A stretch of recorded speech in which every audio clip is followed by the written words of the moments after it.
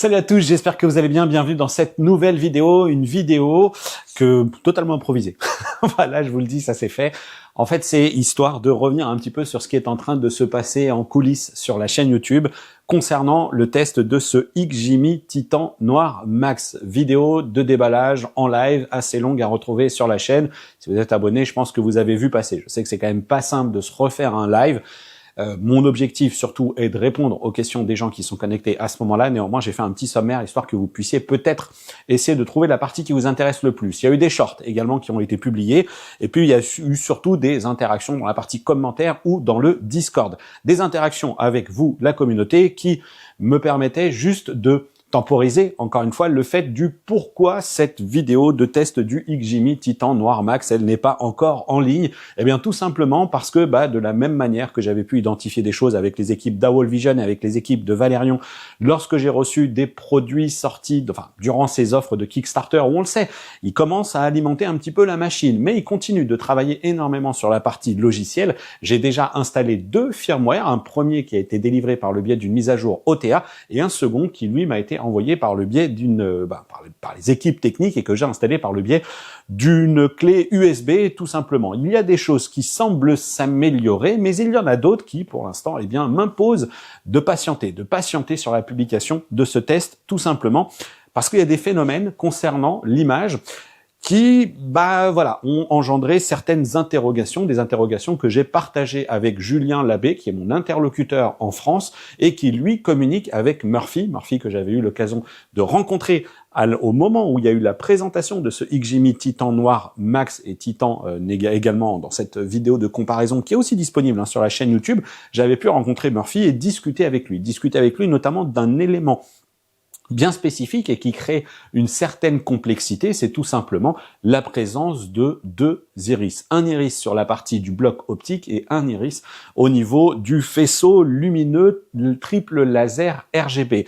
Julien est parti aux États-Unis, il a dû temporiser certaines réponses qu'il devait m'apporter. Néanmoins, il semblerait bel et bien que les soucis que j'ai pu identifier sur mon modèle sont identifiés également par XGIMI et ils travaillent dessus. Je vous l'ai dit, ces produits ils n'ont pas fini d'être mis à jour avant le lancement définitif. Ils concernent majoritairement, selon moi pour l'instant, la partie anti-RBE qui a besoin de progresser, mais pas seulement. J'ai pu noter d'autres choses en lien avec justement cette fonctionnalité Iris. Et pour me faire une idée un petit peu plus précise, je sais que j'ai mon collègue également des années laser qui est en train de le tester et on a pu discuter de certains phénomènes. Des phénomènes que lui ne va pas retrouver sur son vidéoprojecteur qu'il a en test et que moi j'ai.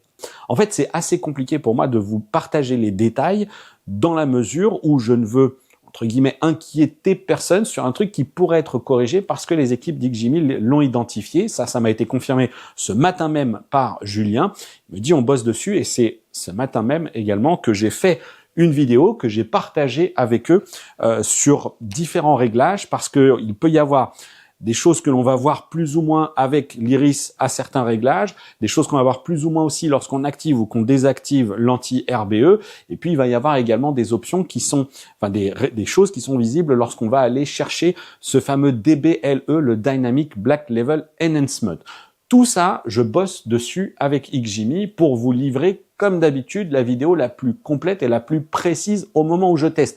Je ne suis absolument pas infaillible, mais pour autant, j'essaye de vous livrer la vidéo qui sera la plus complète, la plus précise, avec ce que j'aurais pu remarquer. Ce que j'ai pu remarquer néanmoins, c'est aussi ce que vous devez voir ici, c'est que l'image, elle est assez dingue pour ce vidéoprojecteur. Je vais couper l'éclairage parce que je pense pas que ce soit très utile qu'on me voit.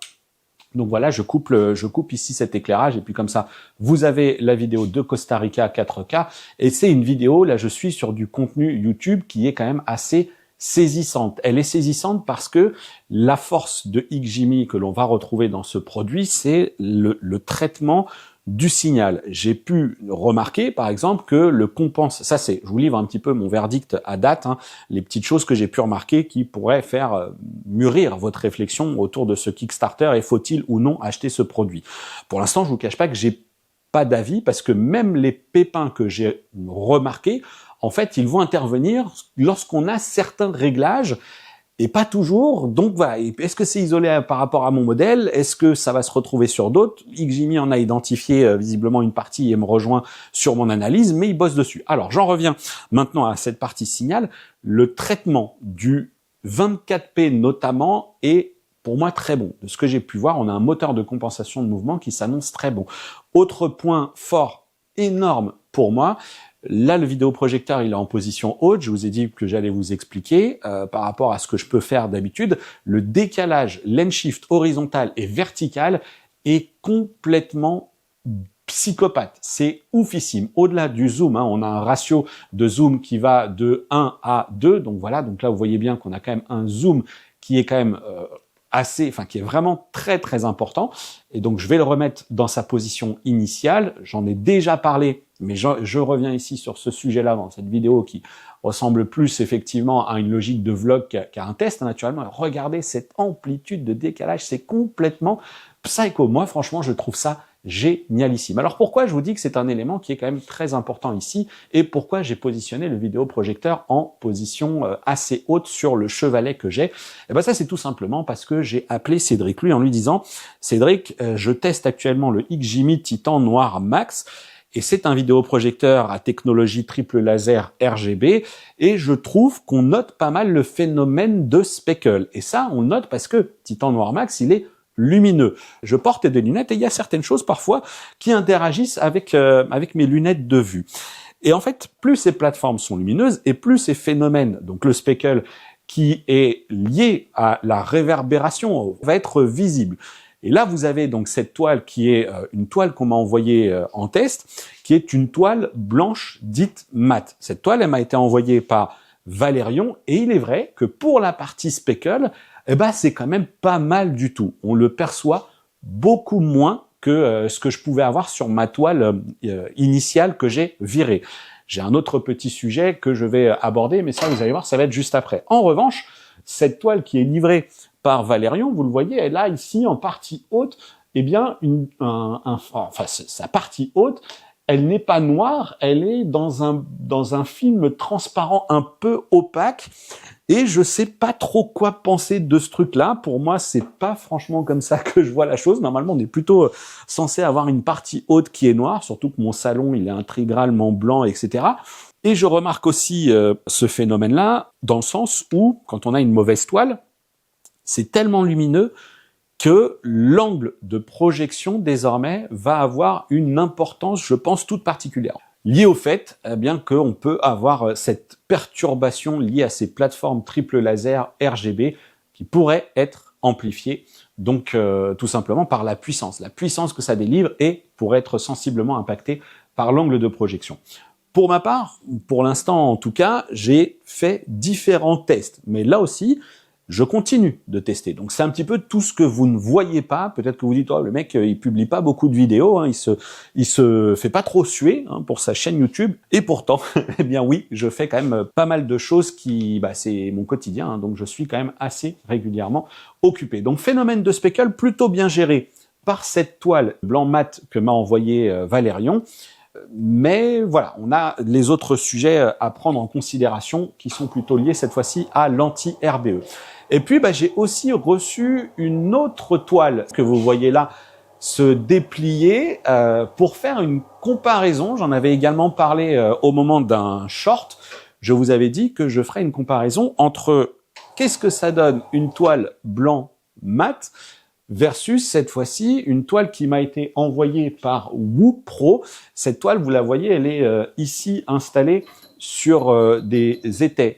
C'est tout simplement parce que le système de fixation, au-delà du fait d'être un crochet pour le plafond, en fait, c'est tout simplement un crochet qu'on accroche au plafond et puis ensuite il y a un anneau qu'on visse dans le support qui est dans la toile de projection et puis ensuite on vient enficher les deux l'un dans l'autre. Le sujet pour moi, c'est que au-delà du fait que j'ai pas envie de refaire un énième trou dans mon plafond, le crochet de fixation qui est livré et qui s'adapte au plafond ne convient pas puisque moi j'ai des plaques de BA13 au plafond et eux on est plutôt sur une cheville qui va fonctionner pour du voile béton ou pour un plafond plutôt dur.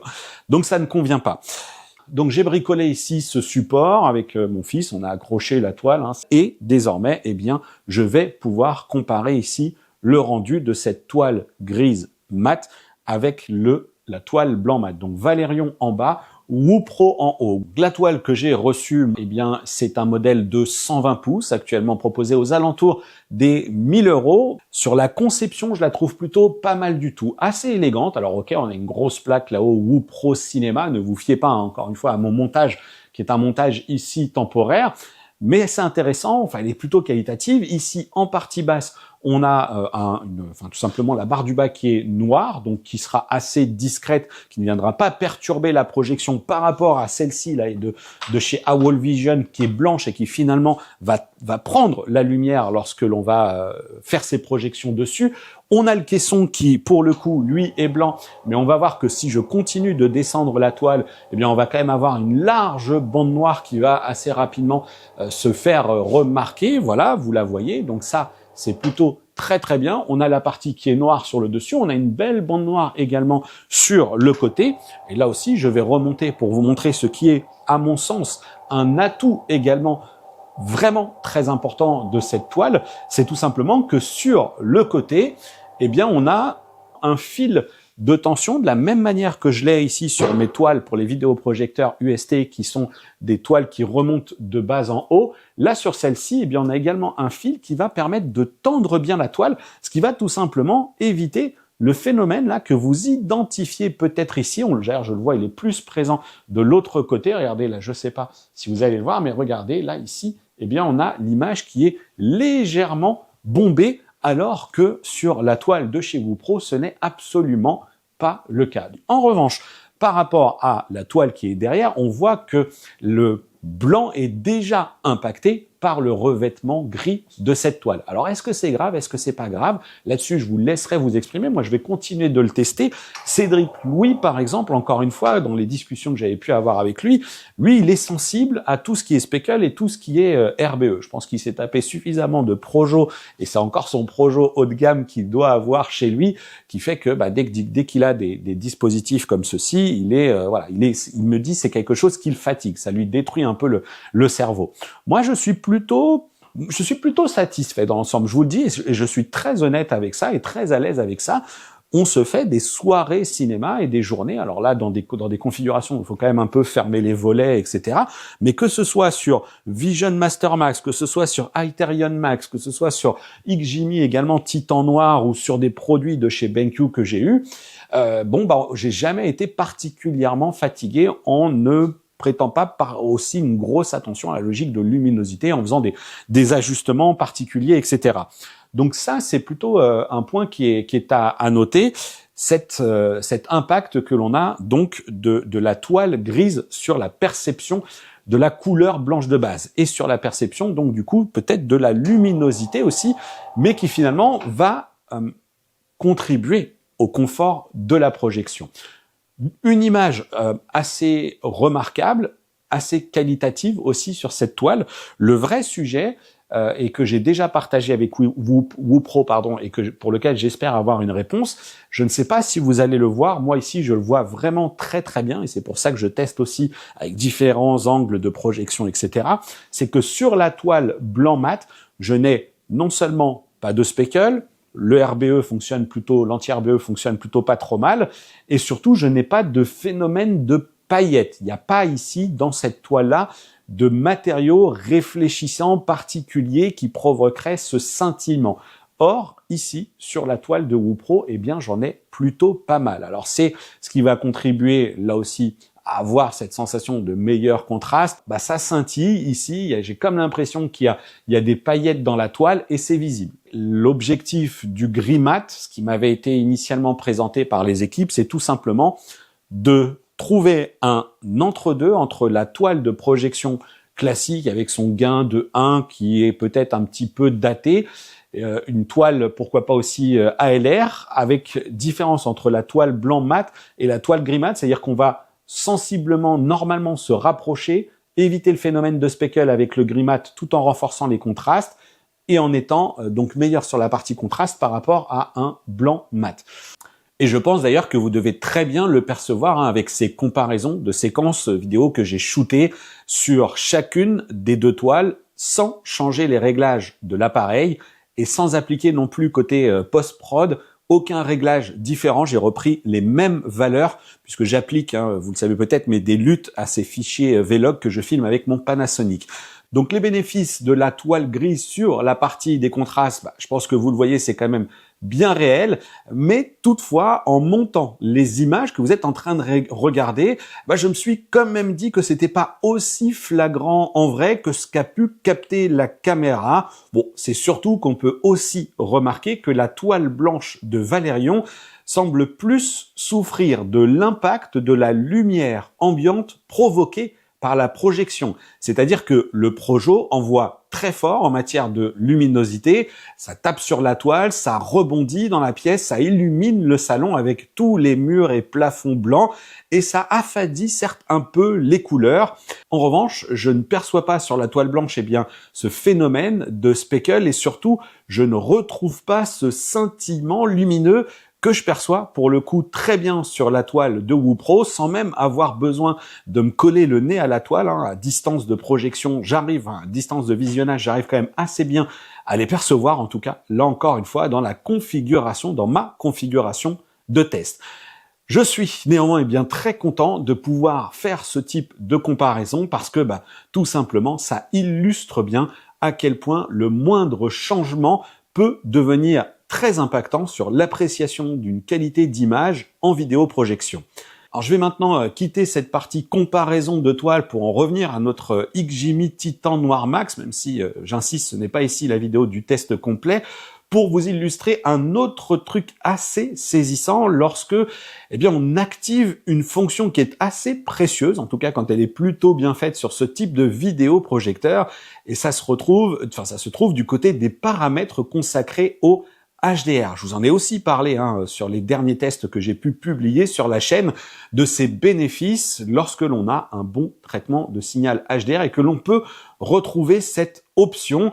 Regardez, lorsque j'active ou que je désactive ce réglage HDR, je pense là aussi que vous n'aurez aucune difficulté à percevoir la différence sur la partie qualité. On a tout de suite quelque chose de beaucoup plus dynamique. D'ailleurs, on voit tout de suite qu'on a un boost de luminosité également dans la pièce. Donc ça augmente la lumière, ça renforce les contrastes et ça renforce aussi cette impression de netteté que l'on peut avoir, de dynamique tout simplement globalement sur l'image qui nous est projetée. Donc en fonction des contenus que vous allez visionner, à partir du moment où vous jugerez peut-être qu'il y a un sujet du côté du tone mapping, vous pourrez vous rendre dans les menus professionnels pour voir si ce réglage de mappage des tons est bel et bien activé ou non.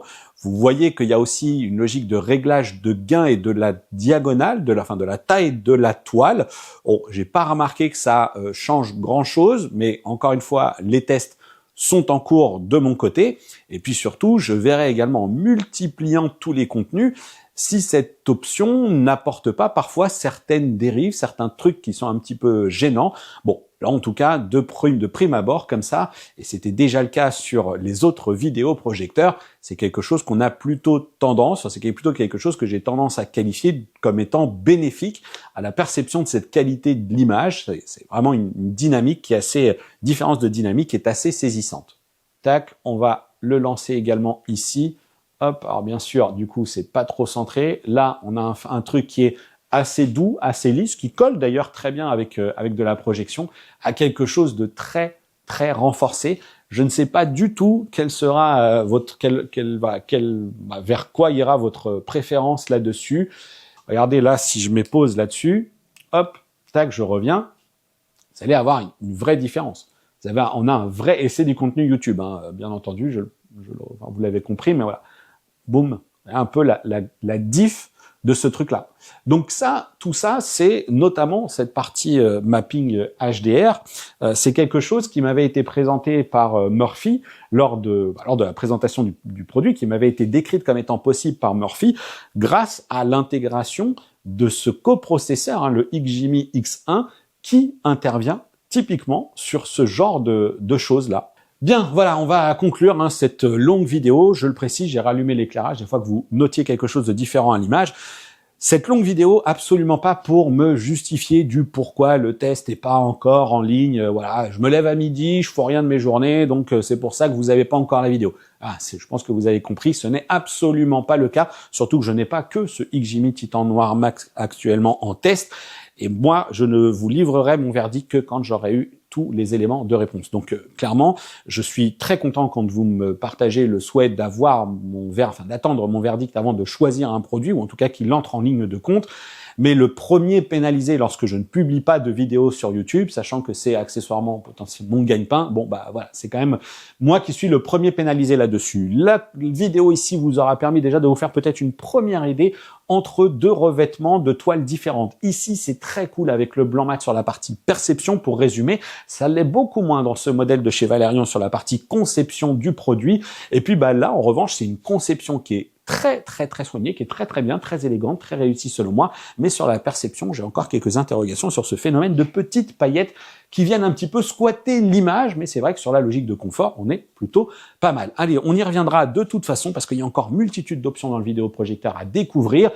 Et surtout, il faut que je termine maintenant vraiment avec un point qui est prix et SAV. Sur la partie SAV, je vais évacuer ça assez rapidement puisque la question m'avait été posée, donc je l'ai posée à Julien. Il m'a dit sur le SAV, de toute façon, prise en charge SAV XGIMI Europe, garantie de 2 ans, garantie constructeur de 2 ans. Sur la partie tarif, je rappelle qu'on est sur Titan Noir actuellement à 2299 $. Sur Noir Pro, on est à 2499 $. Et sur Noir Max que j'ai moi, on est à 2799 $.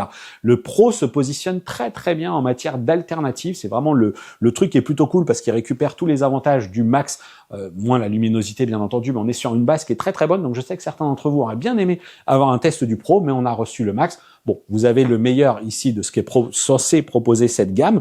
À la fin de la campagne Kickstarter, il y aura les prix définitifs des produits. Là, j'ai demandé à Julien, je lui ai dit, est-ce que tu as déjà une idée de ce que ça pourrait représenter en termes de tarifs pour la France en euros? Eh bien là, il m'a dit qu'il n'avait pas encore la réponse. En revanche, ce qu'on sait, c'est que l'on est sur une gamme qui démarre cette fois-ci à 4000 pour le noir, on est à 5000 pour le noir pro et on sera à 6000 pour le noir max.